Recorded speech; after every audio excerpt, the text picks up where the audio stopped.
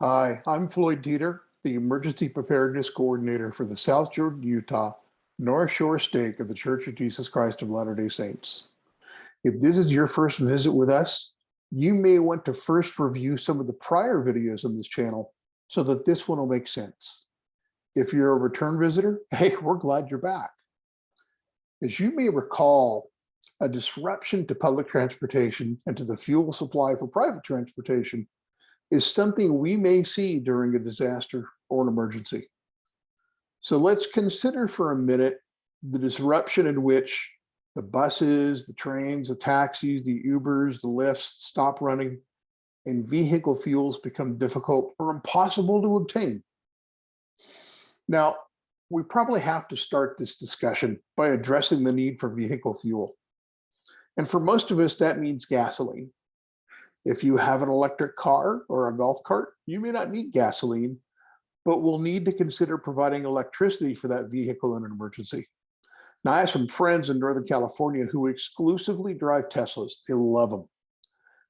But they face transportation challenges whenever the electrical power is cut, which happens pretty frequently where they live. They have to store up groceries if they get advance notice. They have to prepare for not being able to get around. So for those of you who with electric vehicles, you may want to check out our prior conversation on emergency power. Now, for those of you who depend on gasoline for transportation, fueling cars and trucks, motorcycles, ATVs, etc., you'll also have that overlap with emergency power needs if you're planning to rely on a generator for electricity during an emergency. So keep that in mind. Now, me personally, I keep 30 gallons on hand to be split between my generator and my two gas-powered vehicles.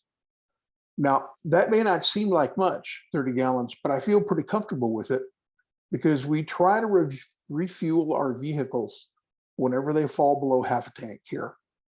So that cuts down on my overall storage needs. Now, the thing about gasoline, storing gasoline is tricky. Gasoline is inherently volatile, so you must exercise some caution when storing it. You may want to consider the following guidelines.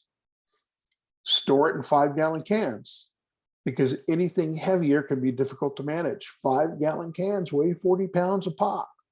So it can be difficult to handle those things if they get much heavier. Storing cans specifically designed for storing gasoline. You can pick them up at any Walmart or AutoZone, or you can order them from Amazon. Do not store them in milk jugs, please. When you order those gas cans, get yourself a cheap plastic funnel while you're at it. You'll be really glad you did that when you start pouring gasoline into a tank. Store your gas in the garage or shed away from your dwelling. If something goes wrong, you want that stored gas as far away from people as possible. Keep your stored gas out of direct sunlight and away from any heat source for obvious reasons. Make sure your storage area is well ventilated to avoid fume buildup. Periodically check for pressurization. If you see your gas can swelling or puffing up, loosen or remove the cap, let the fumes dissipate, then seal it back up. Beware of static electricity. Storing on a wooden shelf, wood's an insulator, is much better than a carpeted shelf where you can get static electricity sparks that can do something with the gas. Keep your gas fresh. Stored gas turns to varnish and starts to gum things up within a few months. Adding a fuel stabilizer as directed will preserve stored gas for 12 months. Then after 12 months, you replace your stored gas. You use the old gas in your car, your lawnmower, somewhere else. Then store new gas after you've added fuel stabilizer. Now, if an emergency drags on for some time, you'll eventually find yourself out of fuel. So if you have to resort to alternate means of transportation at that point, electric cars or golf carts aside, I don't see anyone at daybreak keeping horses, mules, or oxen to ride on or to pull a wagon. So that's out. If you have an e-bike or a bicycle, those could come in handy in the situation. If not, you're probably down to walking. One really important point here.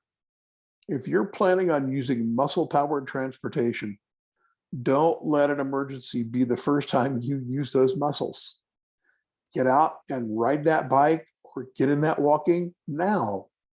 Your body will thank you for it, both now and later.